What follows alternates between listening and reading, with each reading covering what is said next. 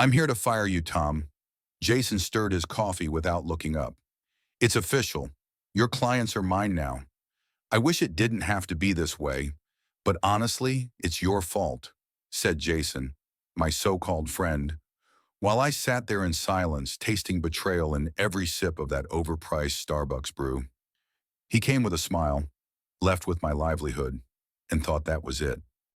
My name is Thomas Walker. I'm 48 years old, and for the past 17 years, I was the one guy you called when your sales pipeline was bleeding out and your quarterly numbers were on life support.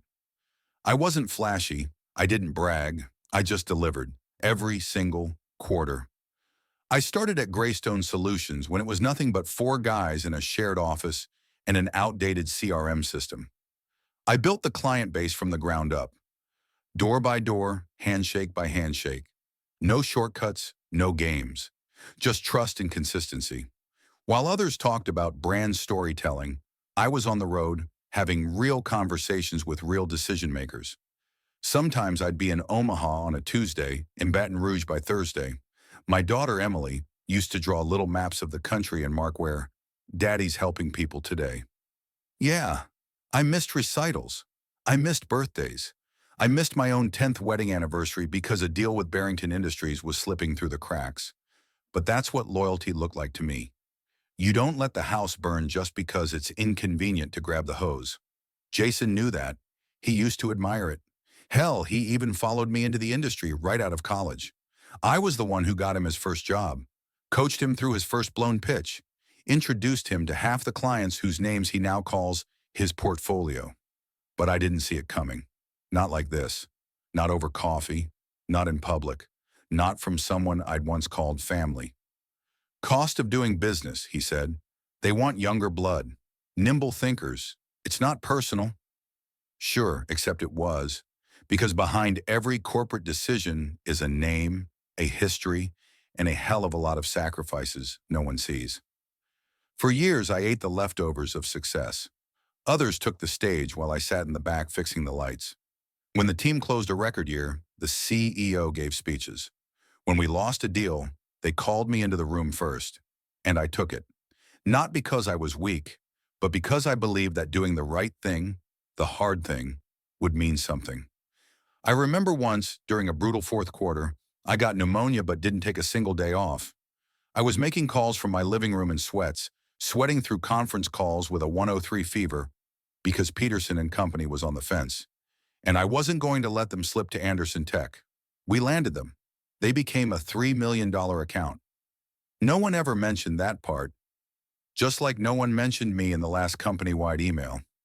So yeah, when Jason dropped that little bomb in the middle of Starbucks and handed me a severance envelope like he was giving out napkins, I smiled. Not because I was okay, but because I'd seen this game before, and I'd already started my own.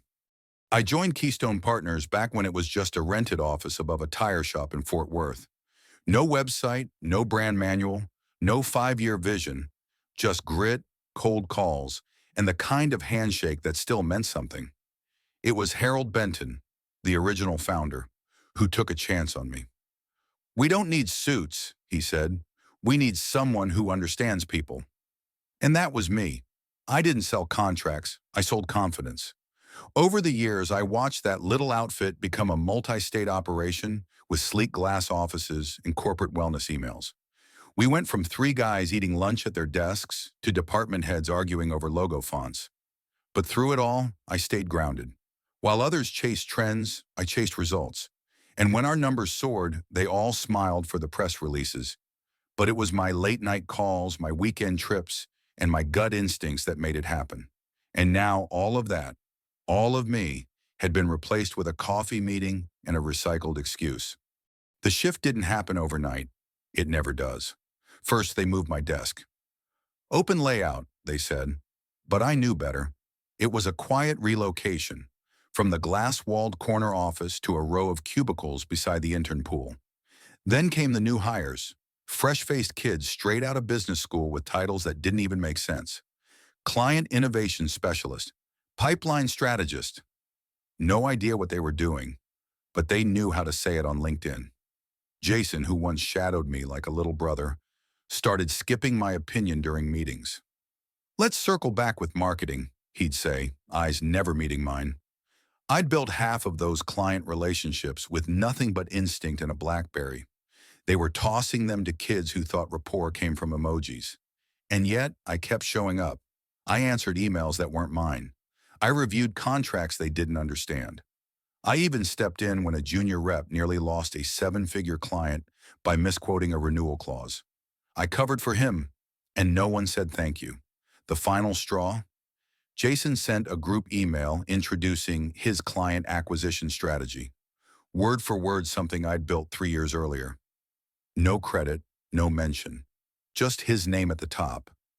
I didn't say a thing, not out loud anyway, because by then, I'd already started watching, recording, and planning. They didn't even last a week without screwing it up. 3 days after I left, Jason sent out a blast to my former clients. Templated, tone-deaf nonsense, offering exciting changes and a refreshed partnership experience. Half of them didn't even open the email. The other half, they forwarded it to me. The first call came from Brian at Summit Corporation. Tom, what the hell is going on over there? Jason just pitched us like we're some cold lead. I laughed. Guess he forgot who built the relationship. Brian chuckled, then paused. You starting something new? Not yet. Well, when you do, call me first. And that was the beginning. I didn't chase them.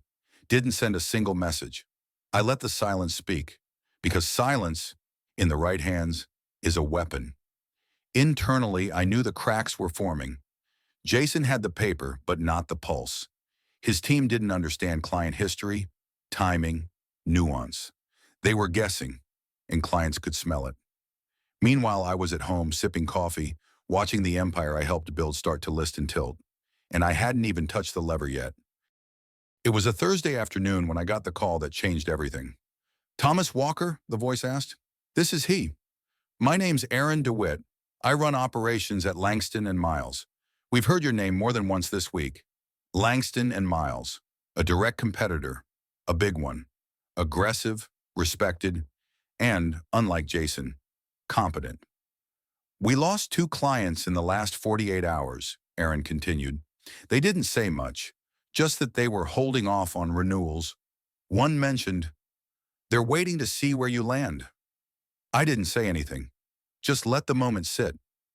We're interested in building something, she said, not just hiring you, creating space for you to lead.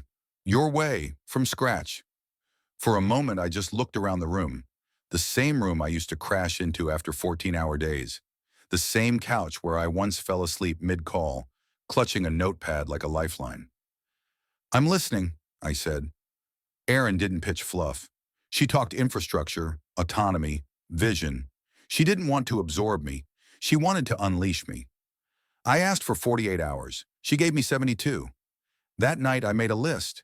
Names, companies, decision makers. Not stolen data. Just memory.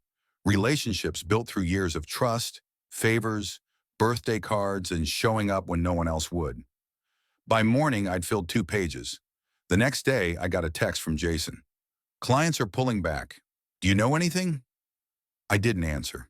2 hours later, another one. Can we talk? I sipped my coffee and watched the notification fade off my screen. Aaron and I finalized the deal that afternoon.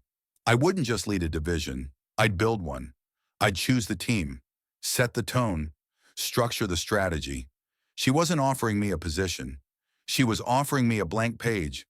I called Brian first, Summit Corp. You're starting? I am.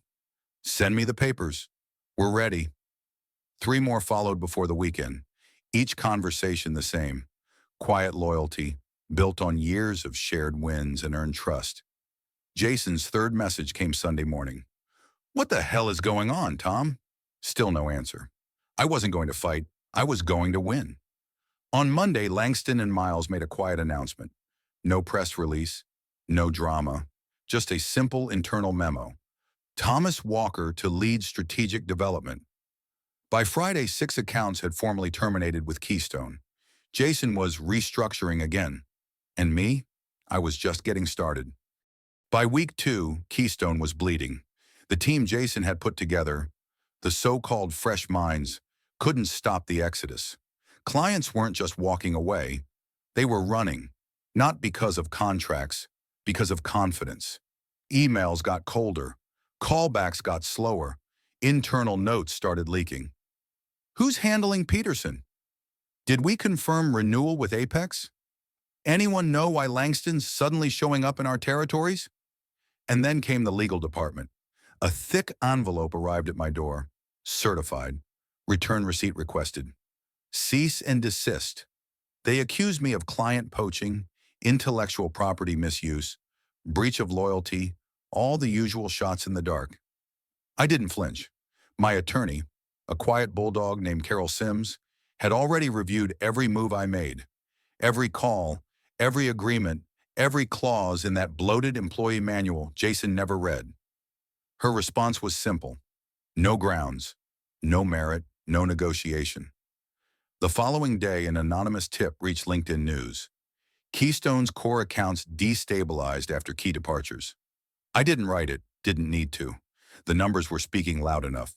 Jason tried to hold on, called emergency meetings, rolled out desperate incentives, offered discounts that bled margin just to keep clients from jumping ship. But it was too late. You can't fake trust. You can't template loyalty. And you sure as hell can't replace 17 years of service with a flashy email and a younger face. Meanwhile, my phone didn't stop ringing. Former colleagues asking if I was hiring. Vendors I hadn't heard from in years reaching out. Even Alicia, the receptionist who used to slip me thank you notes after long days, messaged, "Feels different without you here." I didn't reply. Some silences are louder than any speech. The truth didn't come all at once. It unraveled, slowly, painfully, like a thread I didn't even know I'd pulled. It started with a message from Claire, the former operations analyst. She'd been quiet since the day I left. Smart, capable, the kind of professional who kept her head down but noticed everything. "You didn't hear it from me," she wrote, "but Jason started lobbying for your job 6 months before the restructure." I saw the emails. Emails, plural. I sat there rereading her words. My fingers tightened around the mug in my hand. I hadn't even known there was a campaign. Then came David, one of the younger reps I used to mentor, nervous, loyal. He called late at night, like he needed to confess. "Jason always said you were in the way," he admitted. "That leadership was too comfortable with you. That if he didn't act fast, he'd be under your shadow forever." He'd pitched my exit before anyone else had even questioned my performance. He'd called it phase 1 of the modernization strategy. He even had a damn PowerPoint. Jason hadn't just been my friend. He'd studied me, learned from me, then used every lesson to sharpen a knife. Turns out the board never wanted me gone. They trusted me, respected the numbers. But Jason, he convinced them I was tired. "Thomas is legacy. We need momentum." He paraded graphs, metrics, made up buzzwords like client freshness score. Whatever it took to make me look obsolete. And I was too busy working to see it coming. But that's the thing about building your career on trust instead of games. Eventually, people talk. By the time I got a call from Harper King, former director of HR, the pieces clicked into place. "There was no restructuring, Tom," she said. "That document? Jason wrote it himself. Legal hadn't approved anything. You were pushed out." I thanked her, hung up, then sat in the dark, eyes closed, letting the truth settle in. 17 years. 17 years of service, loyalty, mentorship, traded for a promotion and a pitch deck. But here's the twist Jason never planned for. By trying to erase me, he amplified me. Clients saw it. The industry saw it. Even his own staff, the ones who once followed him blindly, were starting to whisper, to doubt, to drift. Because the thing about betrayal is, it has a shelf life. And the thing about legacy, it echoes. I didn't need revenge. I had proof. And now I had clarity. I didn't build a company. I built a system. That was the difference. While Keystone scrambled to patch holes in their sinking ship, I was laying brick by brick with Langston and Miles. But on my terms. The division Erin promised, she gave me full control. I chose the team, the tools, the culture. No titles for show, no fluff. Just seasoned people who knew how to move with integrity, and a few hungry rookies ready to learn the right way. We didn't chase flashy pitches or talk in buzzwords. We showed up, listened, delivered. Simple, unshakable. I called it the quiet method because success doesn't need a microphone. Within 6 months, we had 12 active contracts, including 4 former Keystone accounts. Not because we offered better rates, because we offered something they'd forgotten existed: consistency, clarity, trust. Every Tuesday at 8 a.m., I'd run team meetings with just one rule: no PowerPoints. If you couldn't say it simply, you didn't understand it deeply. We talked strategy, personal wins, client feedback. No one was invisible. No one was disposable. One Friday, Sarah, one of the newer hires, stayed behind after the call ended. "You make it feel like we matter," she said. I paused. "You do." Her voice cracked a bit. "I've never worked anywhere that meant it when they said that." That's when I knew. We weren't just building revenue, we were building people. And that ripple spread. Vendors gave us priority. Clients started referring us without being asked. Competitors took notice. Even former colleagues, the ones who'd once looked away as I packed up my things, started reaching out. Some asking for jobs, others just saying they wish they'd spoken up. I never rubbed it in. That wasn't the point. Jason, meanwhile, was drowning in optics. More reports, more turnovers, more empty promises. His team had become a revolving door of disillusioned hires.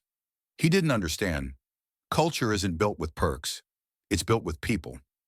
Langston and Miles gave me a blank canvas, and I painted with everything I'd learned from years of being overlooked, underestimated, and discarded. We didn't make noise. We made impact. And that impact was louder than anything Jason ever said in a meeting. One morning, Erin called just to say, "I've never seen a division run this clean. You've raised the bar." I thanked her, but deep down I already knew. Not because I was arrogant, but because when you build something with integrity, it doesn't crack under pressure. It becomes a foundation. The email subject line read, "Confidential proposal, request for leadership advisory." It came from a consulting firm I'd never heard of, but the signature at the bottom, that stopped me cold. Michael Trent, partner, Easton Sterling Group, big firm, old money, the kind of name that moves markets with a whisper. I called the number. He picked up on the second ring. "Mr. Walker, I appreciate your time." "Let's hear it," I said. Turns out Easton Sterling had been watching the fallout at Keystone and the rise at Langston, and they weren't the only ones. 3 other firms had already contacted them asking for evaluations. Langston and Miles had become the case study in quiet turnaround. "We want you to lead a national integration," Michael explained.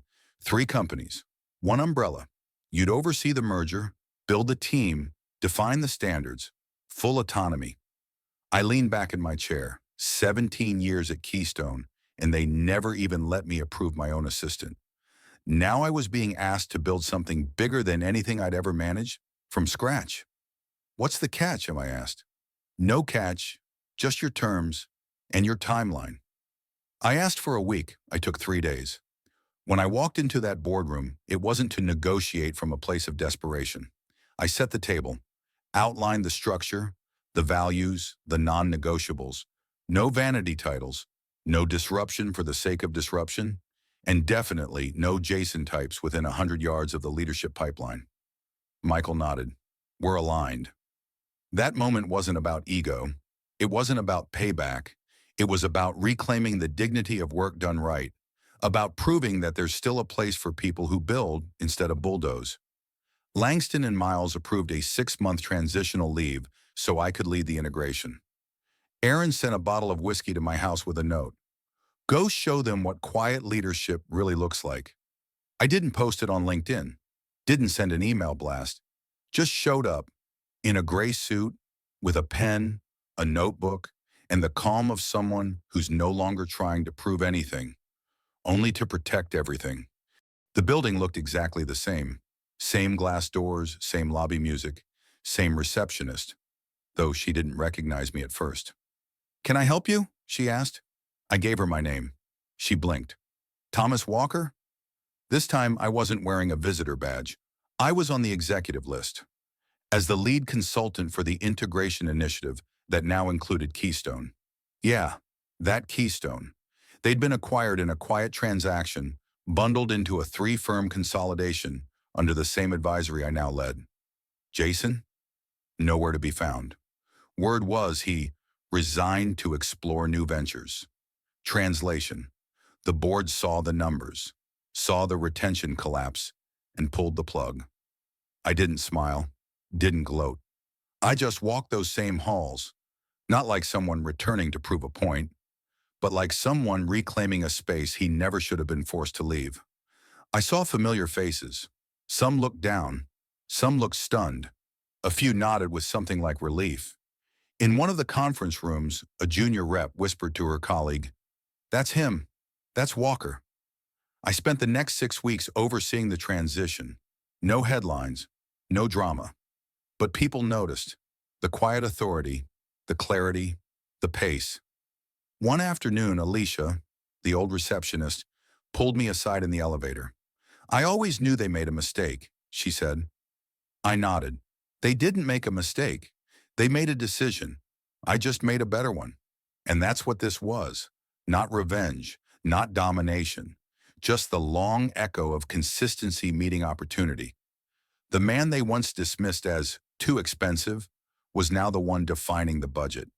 The one they cut from the team was now building the new playbook. And he didn't need applause, just results. I could have coasted, sat back, collected titles, watched the numbers climb. But I knew something. Legacy doesn't live in reports. It lives in people. So I started a mentorship program inside the new structure.